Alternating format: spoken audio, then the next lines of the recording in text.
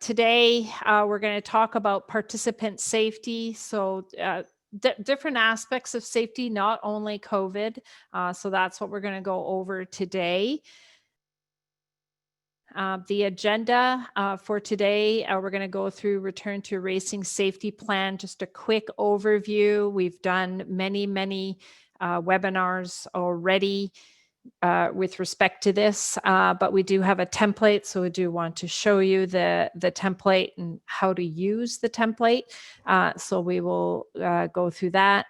We'll just briefly go through what your virtual briefings or email instructions should look like, or just a sort of an idea of what to do during those briefings. We're just going to quickly go through the new warm-up procedures that were posted on the Swimming Canada website in August of 2020 and go over the major changes and such. The concussion management procedures in Rowan's Law. If you remember last year, we had mostly protocols. Now it's an actual procedure. So we'll just go through some of the highlights of that. And then safety at competitions, or in this case, racing events, as we call them, during the Return to Racing framework, and go through all of the aspects that are involved in that document. And throughout, we're going to have a question and answer as well. So you can submit your questions. The address is up on the screen. It's not up on the screen. Yes, it is. It's up on the screen, and but I've also put it in the chat if you wanted to just quickly click from the chat. All right. Okay. So just a new graphics here, because everybody has to understand that the next normal is going to require next level of thinking. You're going to have to think outside of the box. So that's just what this graphics means here. So there were some questions that I may not have that I may not have addressed clearly during the last webinar, and I just wanted to make sure that that I go through them here. I promised that I would provide answers, and so I'll go through them over here. We talked about the electronics operators and the number of sessions. So we're prepared to expand the list of officials that can work 2 sessions a day and no more than 3 sessions per week, to include the chief judge electronics, or the chief finish judge recorder score, whichever you're using. And that also includes your electronic operator. If they're not under contract from a facility or facility staff. If they are, then we don't have any say in the number of sessions that they can work. But if they are a volunteer from your club that does the electronics operator, then they are subject to these restrictions.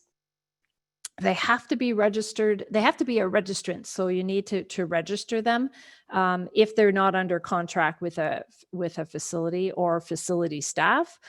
So that you need to make sure that they are a registrant. So if they're not already an official, register them as a no-level official.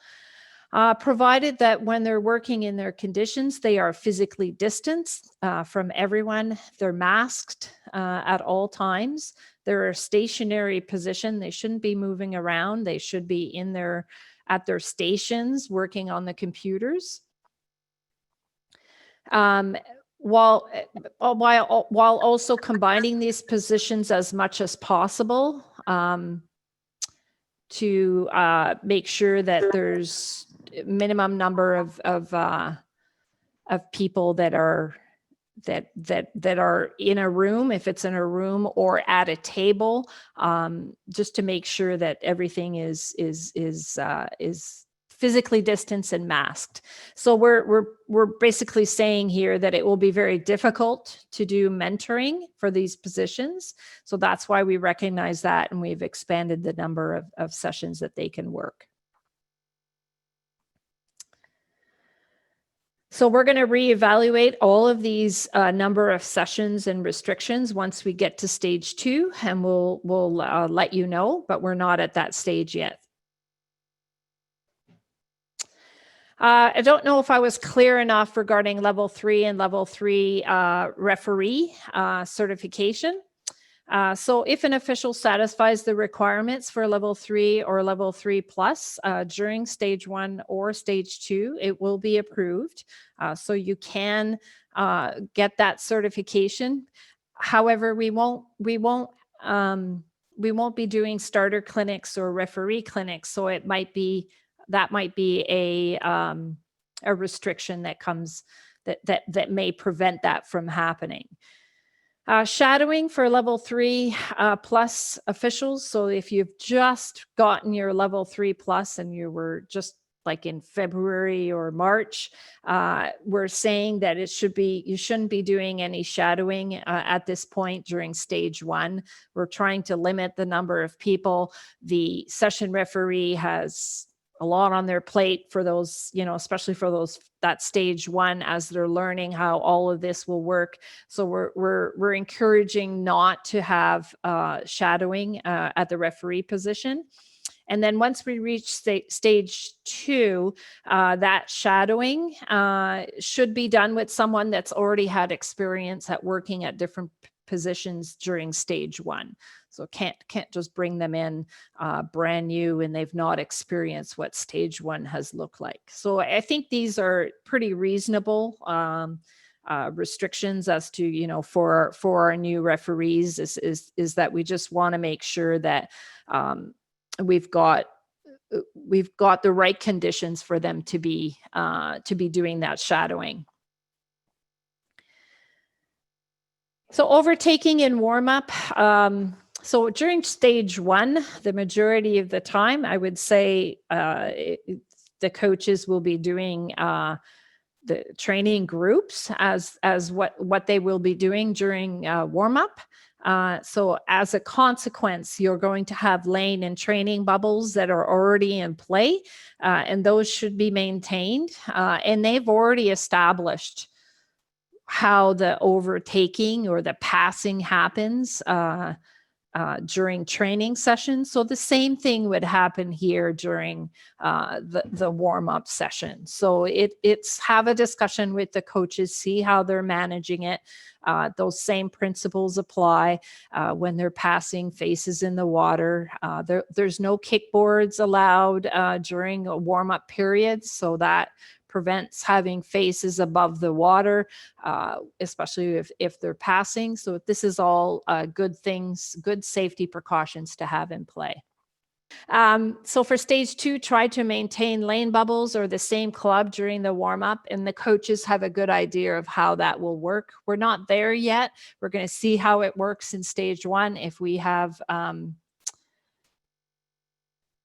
if we see that we need to make some modifications to that or give more guidance, we certainly will. We have to see how it works for stage 1 and adjust accordingly. Electronic whistles and cheering. These were just topics that came up, and I just want to make sure electronic whistles are mandatory for session referees. We've provided links for you, so please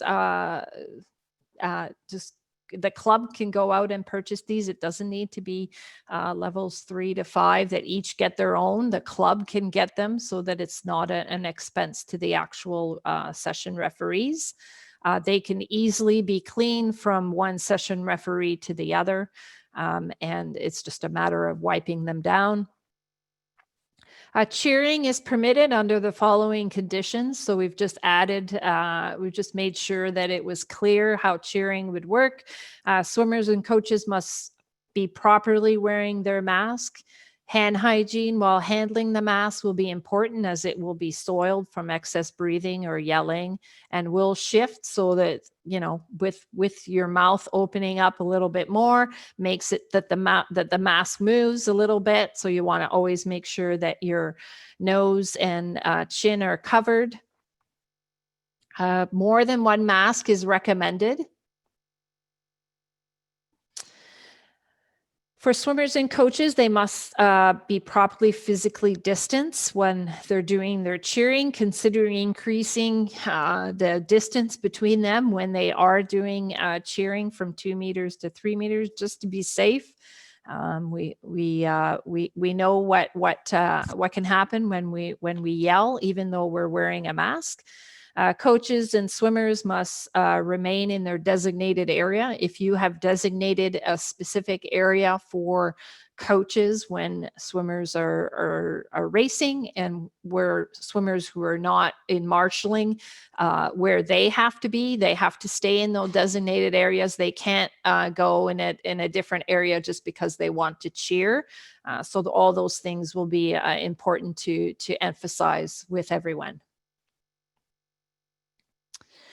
Official certification cards and pins. Obviously, the distribution of official certification cards and certification pins cannot be done in person right now. So I think you guys have all realized that, but I just want to make sure that's clear. The COC and COA will need to maintain good records for when we can begin to manage these and give out the certification cards and pins. On-deck evaluation record keeping must be done through the on-deck evaluation online form for the foreseeable future. That is the way we're going to function. It will not be through certification cards. So it's really important that you start using that when you start running your events. We continue to work with Swimming Canada to try to make it improving so that we can automate this to the registration system. But at this point, that is not the case. And so we will be manually entering those.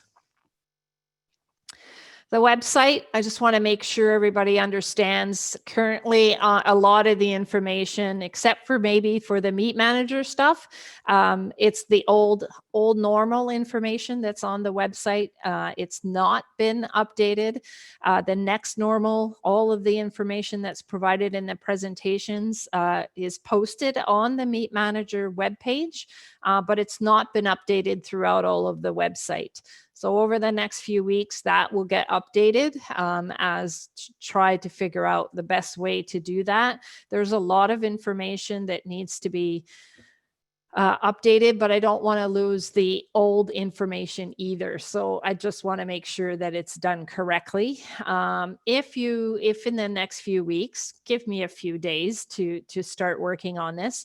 If you see any errors or there's documents that are not driving, just give me a quick email and I'll have a look and make sure that it's all working properly.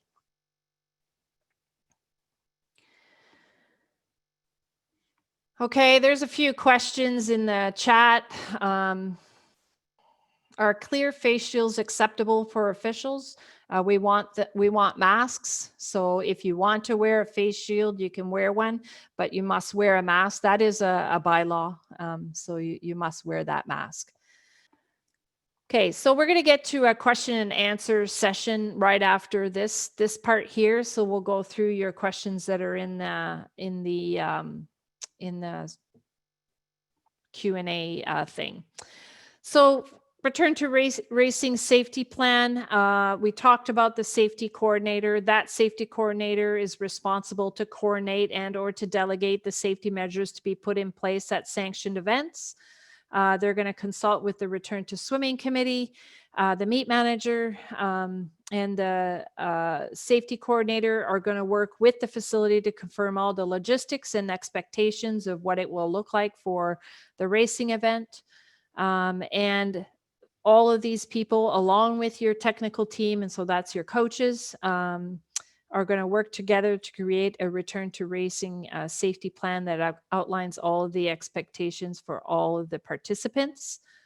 That safety coordinator has to be named in your meet package and be on site for the sanctioned event. And they must be a registrant. They can be, if they're not already an official, you can register them as a no-level official. So the return to safety plan template, the link is here. I'm going to show it very shortly. There are many aspects that will need to be discussed with your facility and the Return to Swimming Committee. Every club is different, every facility is different, so that I can't answer all of the questions and I can't provide all of the details for this template. It's not a plug-in. There will be some thought that will need to be put into this. So it's not a one size fit all. Each facility will have different requirements, set up traffic flow, change room use requirements, etc. So so here, lots of people are in the template right now. So here's the template. And you will notice that that it shows you when the last edit was done. And there might be some times where I go in and I will edit. We'll go and edit this plan. So especially if there's been a communication that where there's been a change. So instructions are in green is what I've tried to do. All of the questions that need to be answered or details to be provided are in italics and yellow. So I can't give you this, and I can't provide you these answers. You have to put those yourselves. Anything that's such as this, where it's just normal font, is basically these are just requirements that must be in your safety plan. So that's what we're recommending. Screening protocols, I'm going to bring attention to, I believe we talk about it a little bit later, but clubs will ensure that there's no penalty for missed session, making it clear that if a participant, including your volunteers and your officials, does not feel well or does not pass the screening, they must stay home and take care. They should not be attending the event. So I just want to make sure that that's clear. All of the information here for screening protocols and for positive COVID-19 tests are all here. These are all in your Return to Swimming plans already, your club's Return to Swimming plan. So make sure that you consult with them, because there might be slight differences based on their public health unit that they feel that needs to be in there. So you need to consult with your Return to Swimming committee for this aspect. Pre-event and before arrival at the facility, whole bunch of questions here, really following what's in the Return to Racing plan checklist. Basically here, you're actually having to provide the details so that then you can answer yes in the safety checklist. So I tried to make sure that all of the information is there. I've actually had a few things that came up that I said, oop, that was not, I forgot to add it to the checklist, and it's been provided here. It's been added here to the template. And so these are all things that need to be thought of before for your return to safety plan. So it just keeps going. And then I use the best practices to come up with all of the other stuff that we have here. And it just goes on for 7 pages. And here's all your facility rules for your appendix. You would put all of that information there. I don't have it for all of your facilities, so this is information that you would need to add. So that's it. That's the template.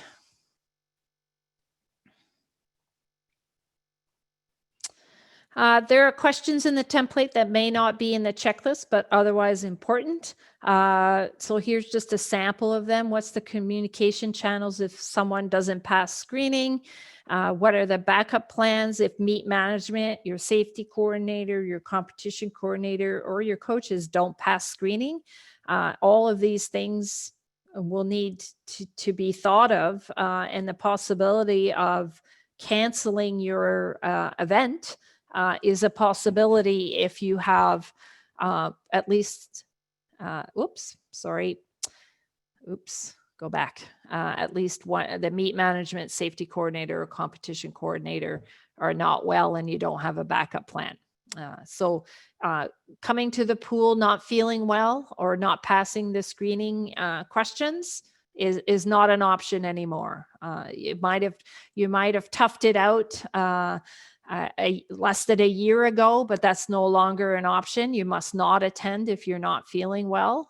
So it's a definite no, and so those contingency plans need to be in place.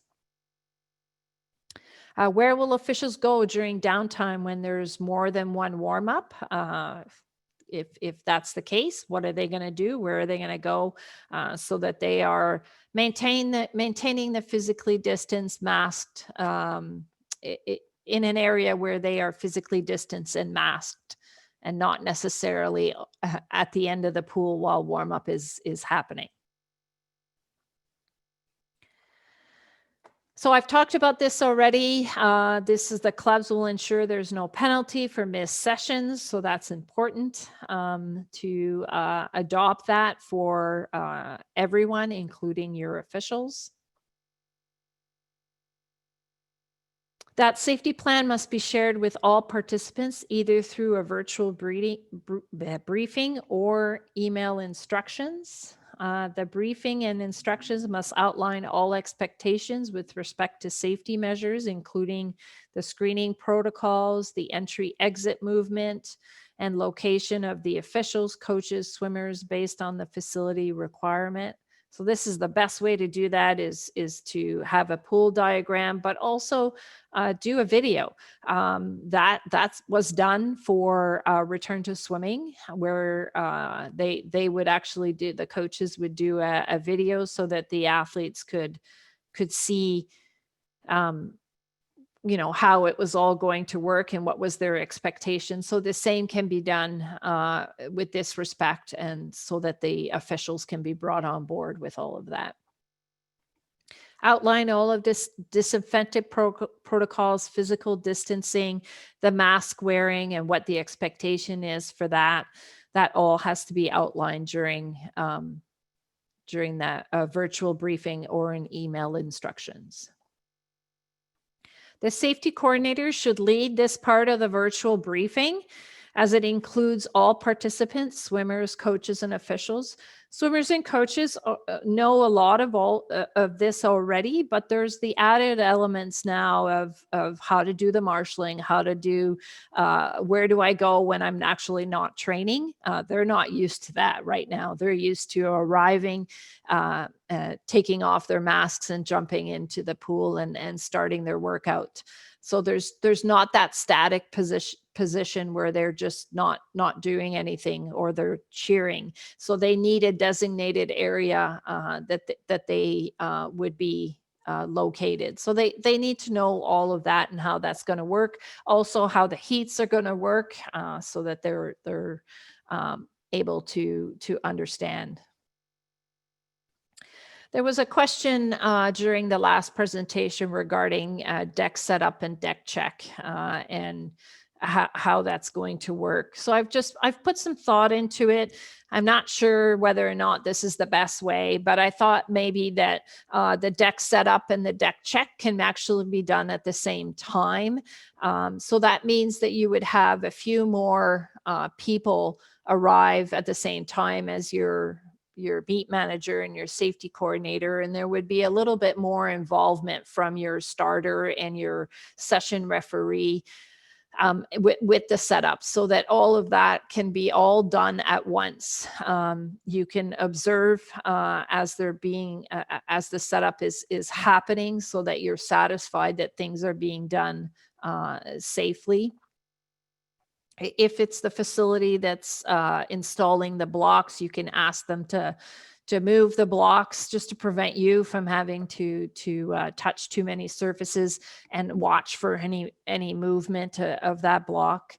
Just those kinds of things that I think that can be done. The starter can be present when you're doing the starting equipment set up, because oftentimes you know, as a meet manager or as a facility, there's a whole bunch of tests that happen anyway. So this way, the starter can be part of that testing and can be assured that everything is working okay. All right. I think we talked about all these next aspects here, where you have to maintain your physical distancing, you have to wear your mask, avoid touching surfaces as much as possible, carry wipes and hand sanitizers. If you are touching surfaces, just be aware that wipes may not work that great on blocks that have scratchy surfaces. That might deteriorate very quickly. If you have any issues, bring it to the meet manager to have it fixed. Your facility might have a lot of very specific protocols when it comes to setup that may be very different, and they may not want you to be hands-on. They might want to do it themselves. Recall and false start rope. Whoever's setting it up, referee or starter, needs to be there to observe, have to be done prior to the starter warm-up or in between two subgroups of training. So in order for you to see that setup of the false start rope and the dropping of the false start rope so it drops properly, it's best to be there when it's actually being done. So it's a collaborative effort for deck setup and deck check. That's basically what I wanted to emphasize here with that question. So there's 5 key principles, safety principles that we mentioned in our October 29th presentation. I just reiterate them here. Anyone with symptoms, even mild, must not attend and must be turned away if they develop on site. All participants, including swimmers, coaches, and officials, must wear a mask at all times, except for swimmers who, when they're in the water. So prior to them getting in the water, they remove their mask, and after coming out of the water, they must replace their mask. They must be physically distanced at least 2 meters. That's for everyone at all times.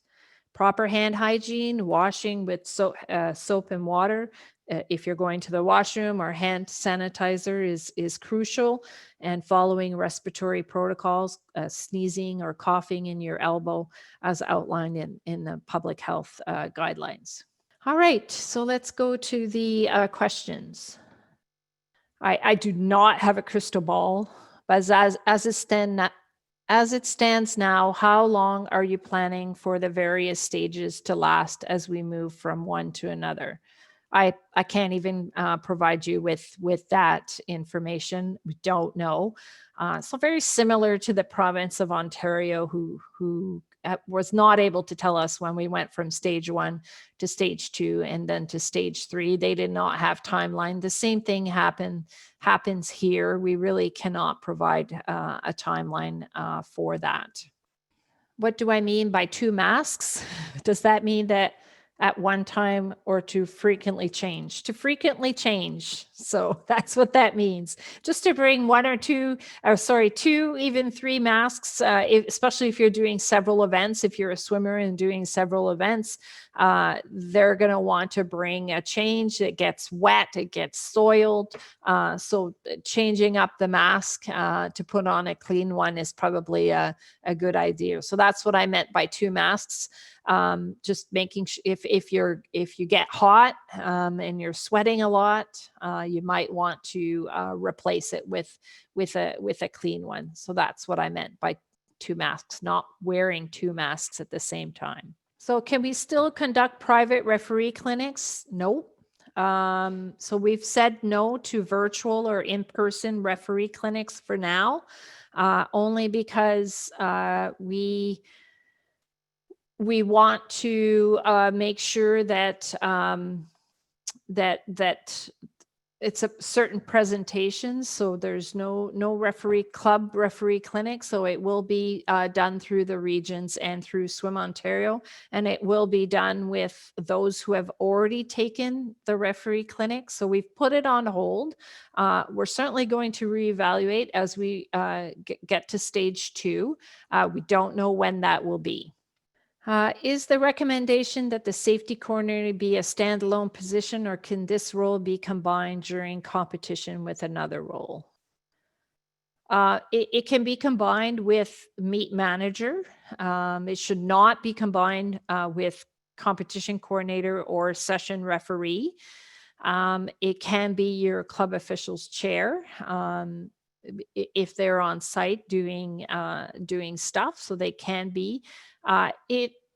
There's a lot of things at first. You may want to consider having a standalone position, but it is not a requirement. As we move through the stages and things become a little bit more complicated with more athletes involved, and more sessions, you may consider that a standalone or more than one safety coordinator would be advisable. Is the safety plan template online at Swim Ontario? Yes, it is. It is. Oh, sorry, it's not on the website yet. It's I've just provided to you in the email today, and it's in the slides. I eventually will get to adding it to the website. That's the goal, to do a lot of those things in the next few days. So for the starter, how will that work with the unit? Are we talking about the setup, or are we talking about how a start will work? So if they're wearing, they are wearing a mask. We have said that they can remove the mask to give the starting signal and then to replace their mask. If that's what you're asking, they will be the only ones who will be using the starting equipment. So it will be cleaned before they use it, and then cleaned after they are using it before the next sanction. So at what point can the swimmer remove their mask before getting in the pool? When they're behind their lane, they should have, a lot of them already have this in place. They've already kind of made this work. So they can have either a Ziploc bag or a Ziploc container. Those Ziploc containers seem to work better than a Ziploc bag. It's all part of their equipment that they can put their mask in just prior to them going to the blocks. And as they're coming out, they have all of their stuff, including their mask, and it is part of their protocols that the mask has to be put back on when they go and pick up their stuff. Where can we get, I should read these before. Where can we get last week's slide deck? It is posted on the Swim Ontario Meet Manager page, along with the recording of the presentation. I will show it to you once we finish this Q&A. How many hours must swimmers be clear before returning to water for competition? I'm not sure what this means. I'm not sure what this question means. Sorry. No, you can use non-medical masks, as public health has indicated, for indoor settings. It does not need to be a medical grade mask.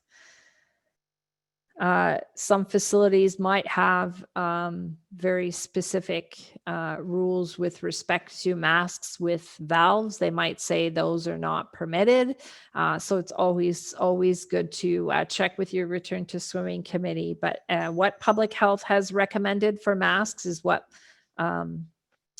we are recommending. I should read these before posting them. So I guess now we have to go to 3-layer masks. Most disposable masks qualify. Made at home masks are 2 layers. Thanks, Janet. I will take that under advisement and will communicate accordingly. Could your safety coordinator be a backup official if someone has to leave or is a no-show? No. They should not be in another role other than the meet manager role. So that's why we said meet manager or competition coordinator. That safety coordinator has to be available to do what it needs to do. And so if they have another role such as turn judging or timing or such, then they're not performing their safety coordinator role, which is making sure everything is being done correctly. I'm going to address the referee clinic at some other time. Obviously, this one seems to be a contentious issue. For deaf swimmers, can a parent be on deck to translate for officials or be available to release ankles for start? If that is the case, then you have to contact Swim Ontario for authorization. So what are the consequences if protocols are not followed? Mask removal, social distancing not followed. So I believe this was answered during our last presentation. And there is a protocol in the template that I encourage you to follow. And it's actually there, disciplinary action. So please just go and have a look at what it says, and that will clear it up for you. Are the number of sessions allowed to work at meets also applied to electronics operator?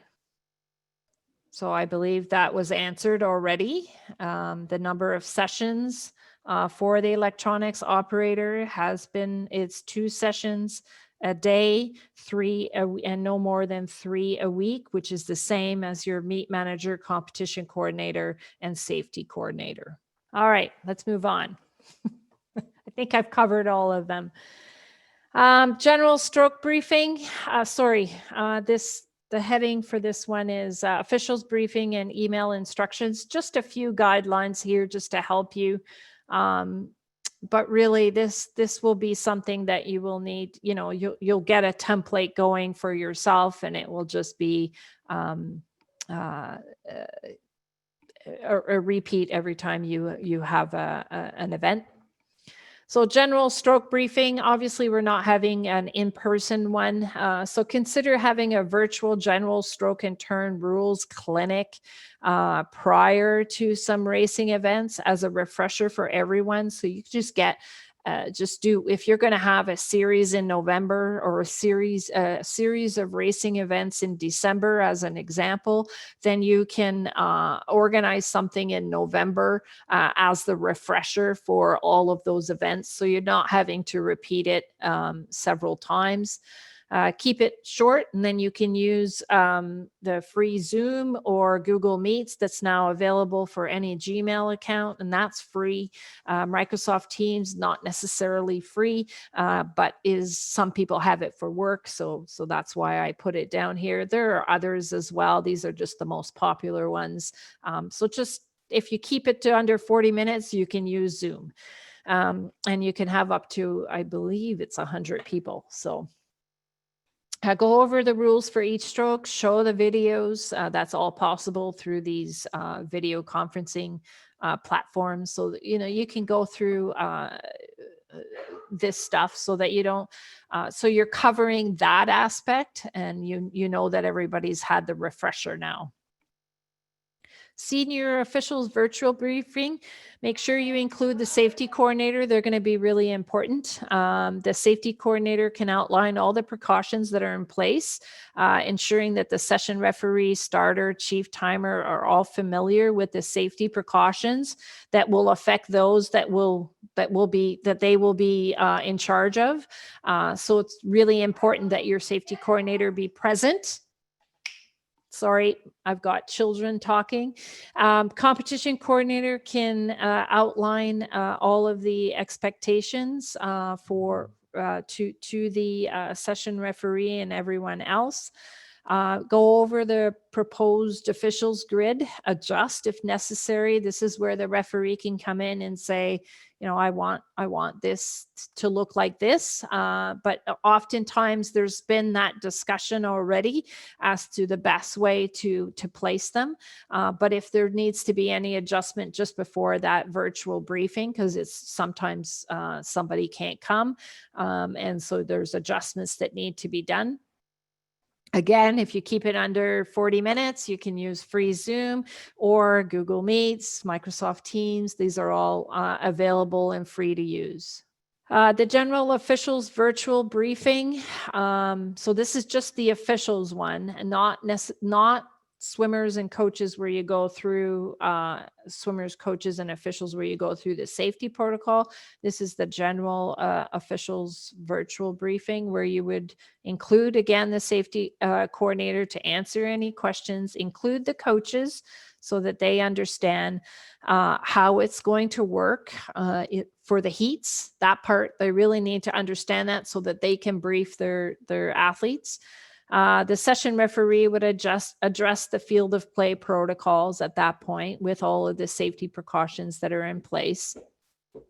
What equipment to bring, how heats will run, have coaches do a video. I talked about that.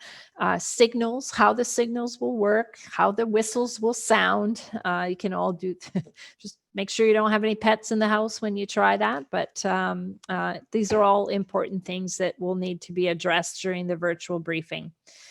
How infractions or other issues will be reported to the session referee. So these are all things that need to be included. I just put a note to myself there, basically, that the pre-meet guidelines that we have for the referee, that document will need to be updated. It has not been updated. So these are all things that will need to be done that just haven't had the opportunity to do that.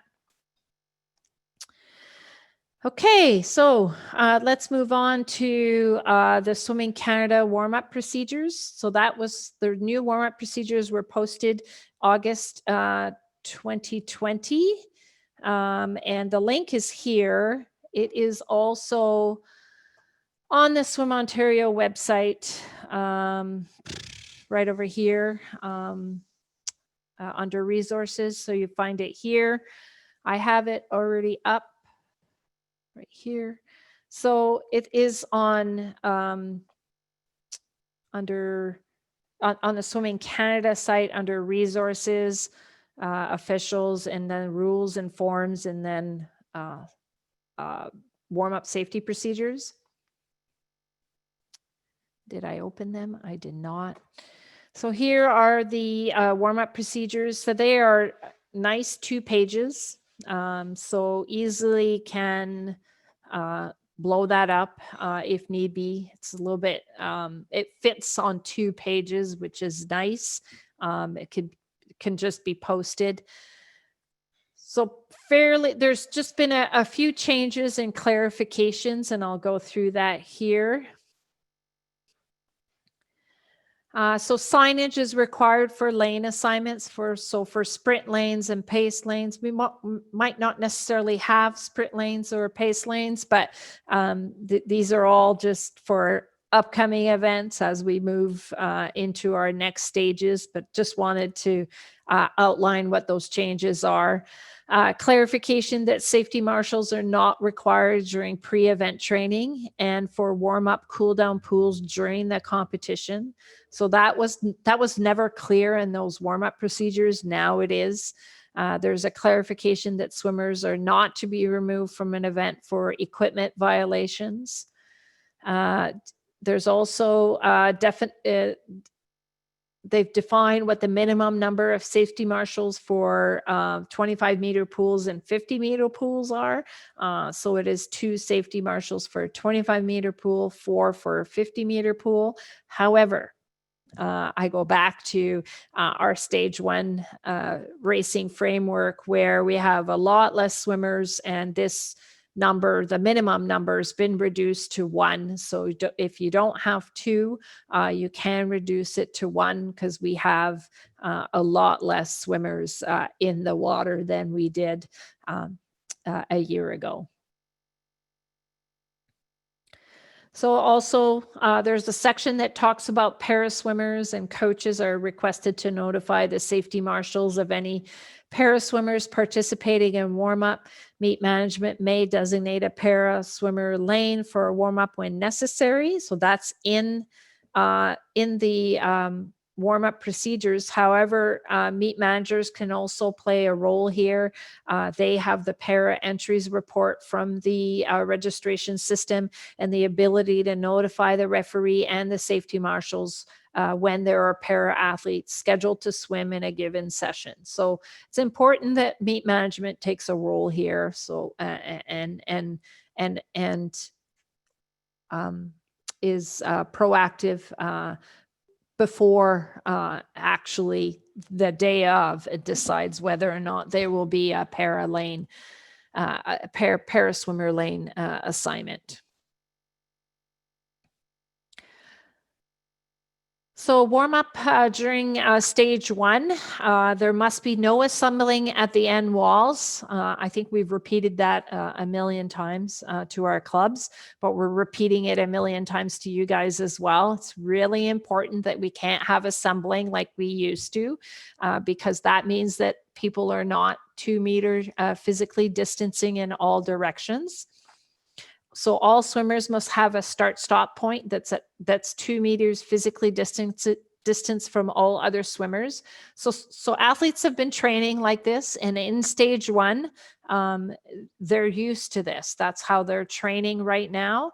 It's their training bubbles that will most likely be doing the warm-ups. That's what we've encouraged the coaches to do when they're organizing these racing events. So they're familiar, they'll have lane bubbles, they'll have training bubbles, they're familiar with what needs to be done.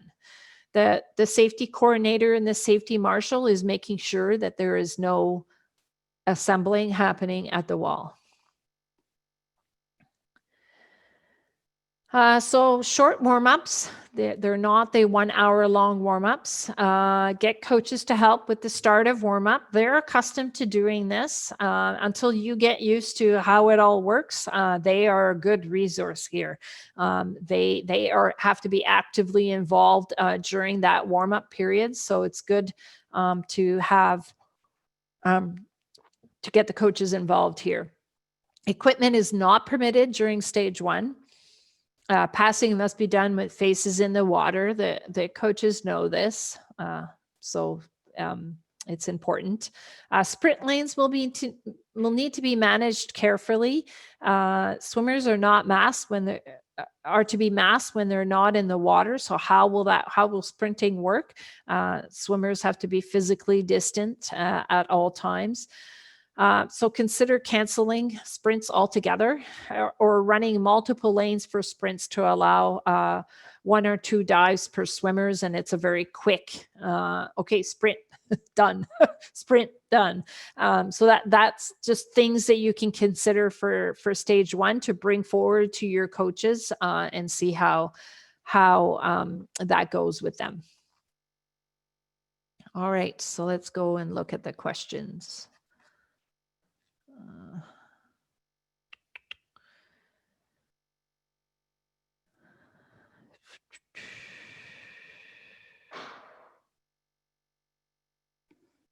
How does the 2 meter rule for warm-up work if you have a para lane?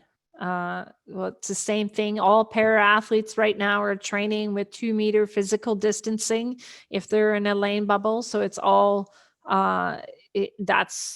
they've all been doing it, and so they are familiar with how it works. Start stop.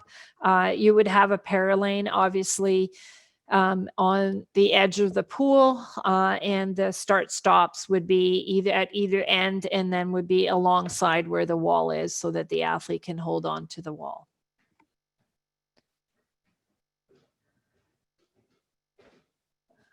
For some reason,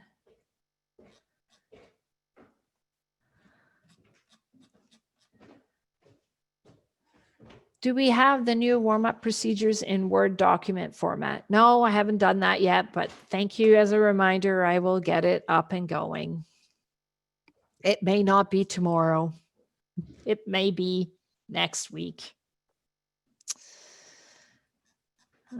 Just seeing.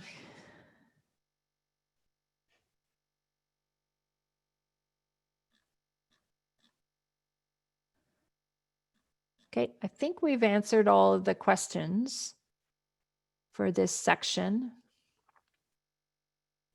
Oh, so Peter Yang has, he's the one who asked about if they're not feeling well. So if you look at her, so his question was, if they're not feeling well, when can they come back to the competition? So right now, sanctions are only one. So we're in stage one right now. There is only one session, one day.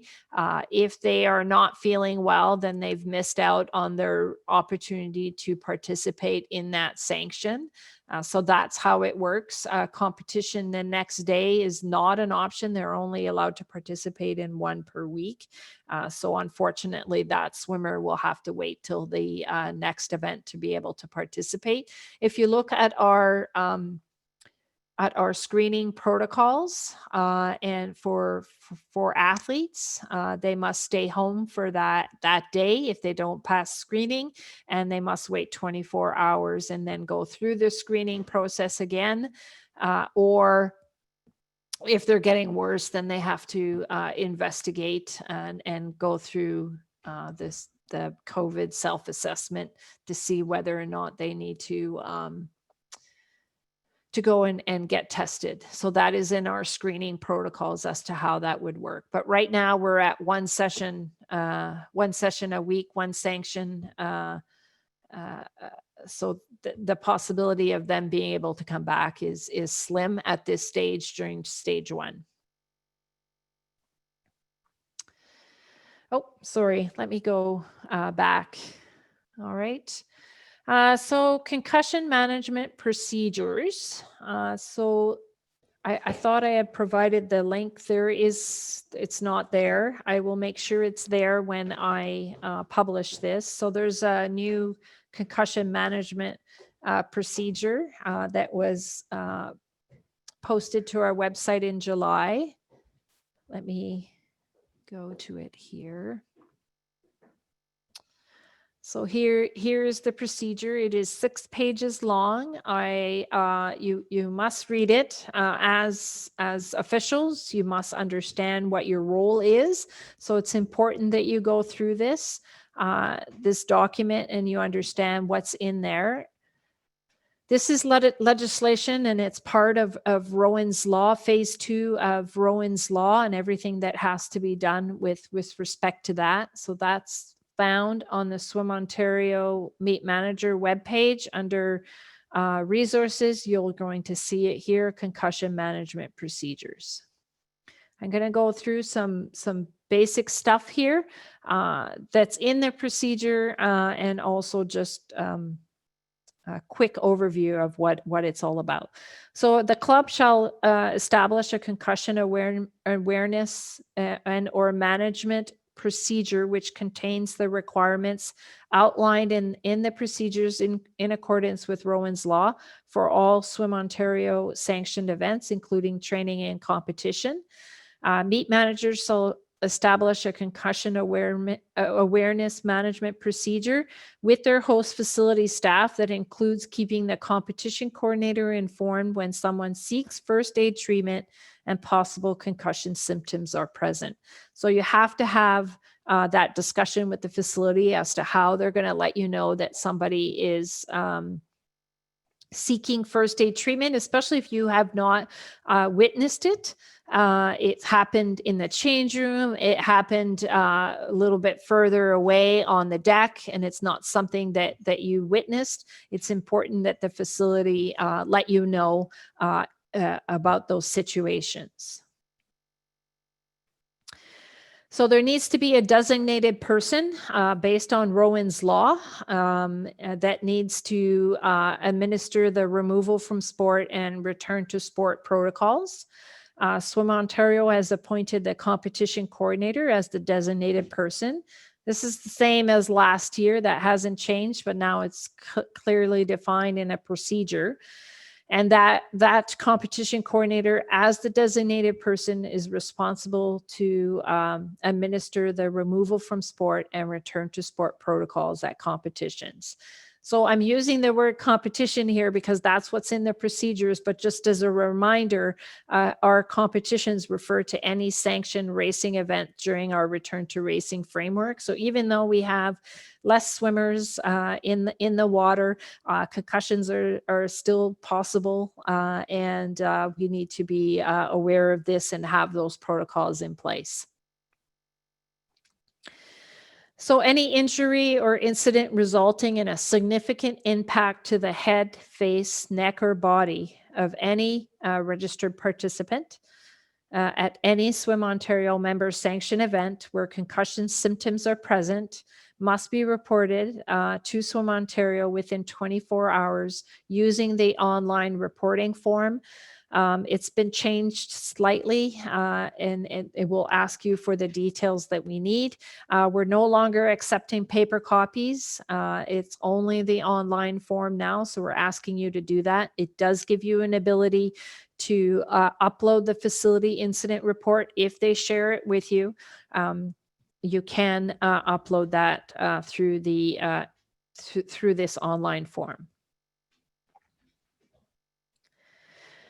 So the meet manager can submit the injury report. It doesn't necessarily have to be the competition coordinator, but they will be contacted if there are questions. So the competition coordinator has to be aware of what's happening and is administering the removal and return to sport protocols. So it's very important that they are aware of what's happening with respect to those significant impacts to the head, face, neck, or body.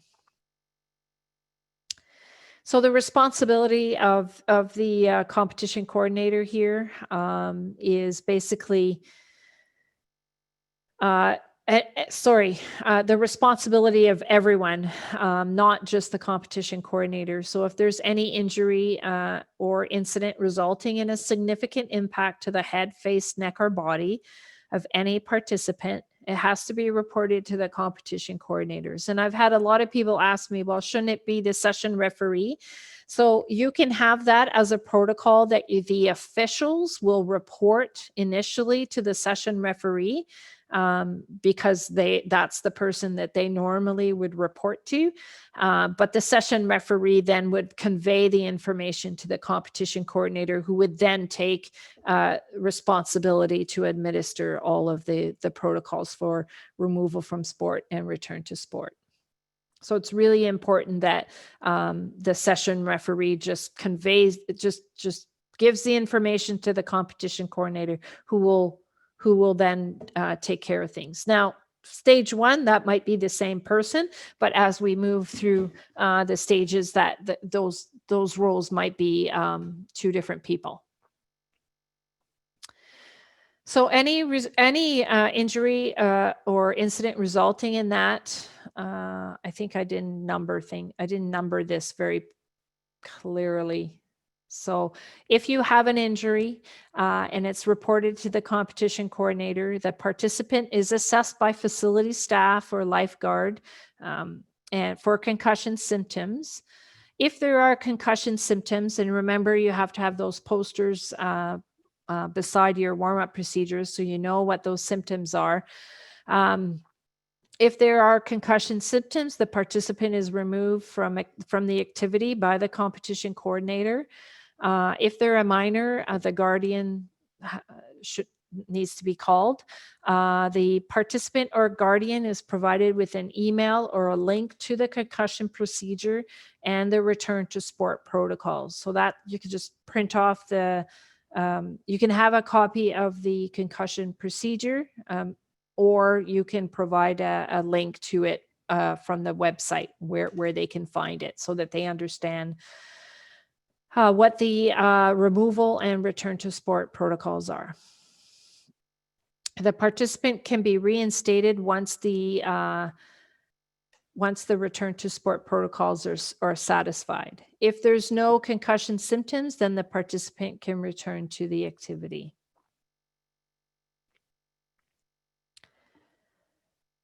All right. I'm going to see if there's any questions. Okay. Does Swim Ontario expect the facility incident report? Well, we know that they don't necessarily share the incident report. So if they allow you to be in the room and writing down information that's in the incident report, then that is okay. If they will allow you to take a picture, then that's best. So I understand that well, they don't necessarily not all facilities will share that information. We understand that. So we hope that they would share, at least allow you to write down some of the details that are there.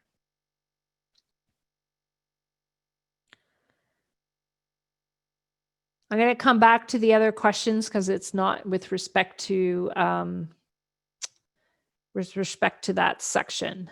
Okay. So there is a new document for safety at competitions.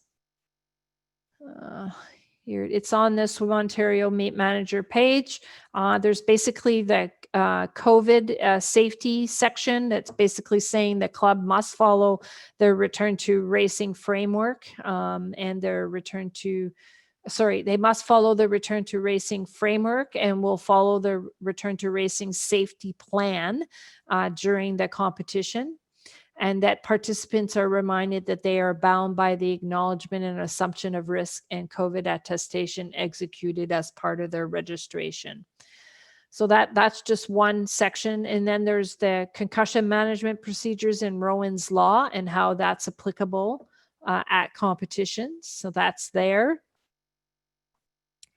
And open and observable environment. Let me make that.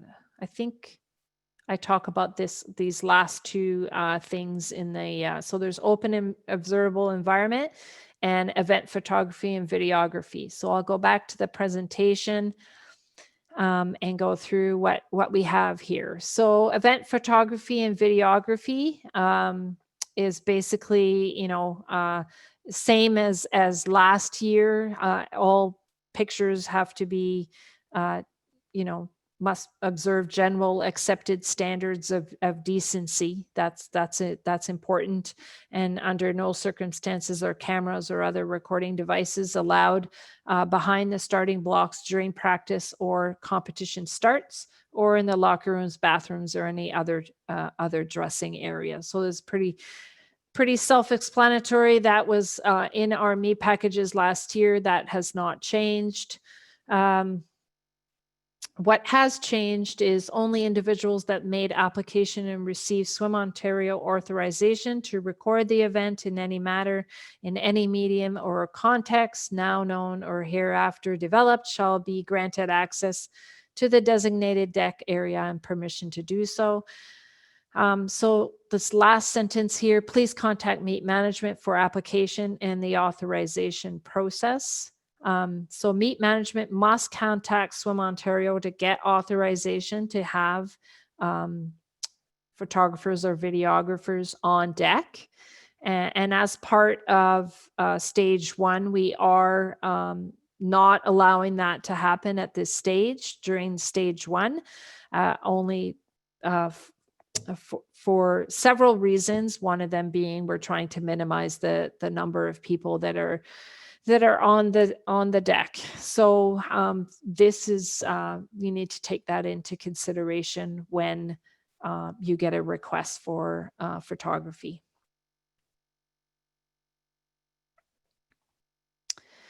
Open and observable environment. Swimming Canada and Swim Ontario is dedicated to providing a safe and inclusive environment, which involves promoting open and observable environment. We had this before. All situations where coaches, officials, and staff members might be alone with an athlete must be avoided. And all interactions between athletes and an individual is in a position of trust must be in an environment or space that is both open and observable to others. We've just added the last little bit here. Open and observable environment will apply to all online communication because now we're doing a lot of virtual briefings and meetings and such. So we just have to make sure that we are also making sure that there's never one-on-one interaction that's happening. All right. In stage 1 of the competition, if the competition coordinator is also acting as the session referee, can we designate the safety coordinator to take the report from the faculty facility about concussions? Well, you can get meet management to help with that. That's okay, because they will be helping with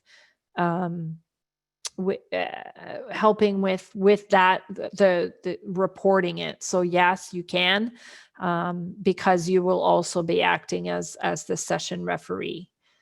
Just important that the competition coordinator is involved in this, and that they are the ones that have the authority to remove the participant. It can't be that's basically, they're the designated person under Rowan's law. Since parents and spectators are not permitted, are we able to consider a virtual streaming of racing for parents to watch? So for stage 1, we're saying not at this stage, but we will revisit it for stage 2. Does the authorization requirement for photography include a club-based photographer on deck as a volunteer? It does. It does, because of certain screening requirements that we now have. So how much notice would Swim Ontario require for authorization of a photographer for a swim meet? So probably it would be at least 1 week in advance. I can't say exactly.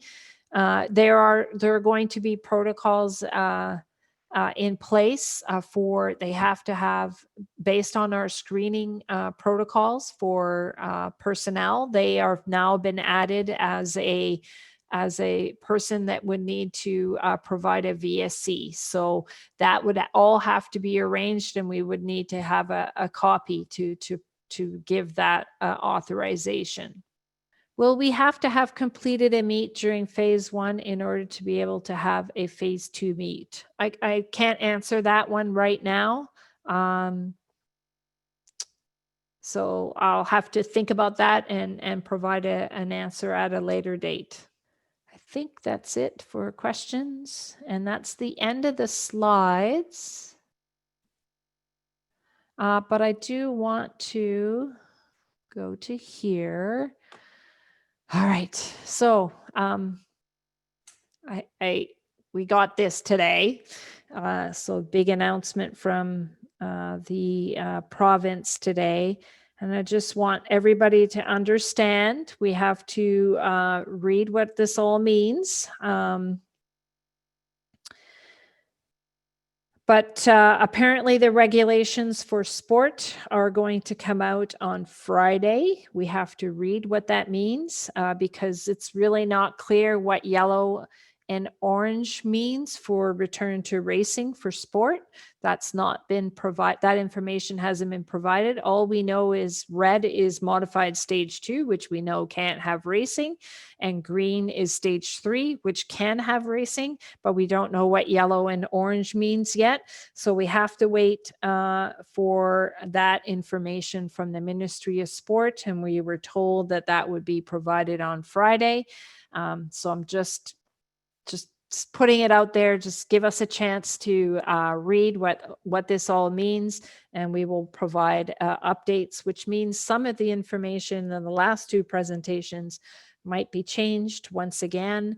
And so it will be important to watch for communications and updates to the web page. All of the information regarding return to racing is found on the Swim Ontario website under officials, resources, and then meet manager. That is where you will find all of the information. This is where the officials development presentation is located, the PDF, as well as the webinar recording. I'll be adding on deck evaluation form, the template, all of that will be added in the next few days. In the meantime, if you go to your email that I sent today, that the the links are there so that you can access the Return to Racing Safety Plan template. And yeah, that's it. Oh, more questions. Let me go back to my presentation here. For the photographers, is the VSC with the individual club or Swim Ontario? All VSCs have to be sent to, a copy needs to be sent to Swim Ontario. That's part of our screening protocols. So anybody who has a VSC, we're supposed to get a copy of it. How should we manage the use of cell phones as cameras by the swimmers on deck? They are permitted to use them. Coaches can use their iPads to do filming if they want. That is permitted. But you may want to have them not post stuff online on social media for the time being, as we refine our procedures and making sure that everything looks good, and we are maintaining that 2-meter physical distancing. We are keeping our masks on, and the public health authorities are happy with us. You can make it part of your Return to Racing safety plan if you wish to have it there. Coaches could take pictures. They are registrants already. And they're there already. They can take pictures, but we would prefer that they are not posted on social media, and that we just keep it to within the club. I'm not sure what you're asking here, Carol. Just to confirm, any clinics under starter and ref, such as chief timer, require no signatures, just whom and when? I'm not sure what that means. If you want to turn your microphone on and explain, I'm not seeing it.